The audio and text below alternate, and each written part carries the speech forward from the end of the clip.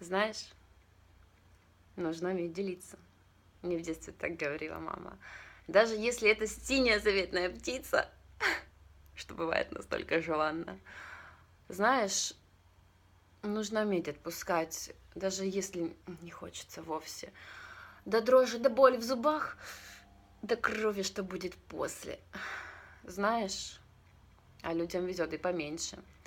А ты ведь один из немногих. Значит, птицы эти помельче, чем те, что тебе уготованы. Знаешь, нужно уметь делиться. Отпусти к небесам, вброд или в воду, хвост не держи, ведь синие птицы подчиняются тем, кто любит свободу.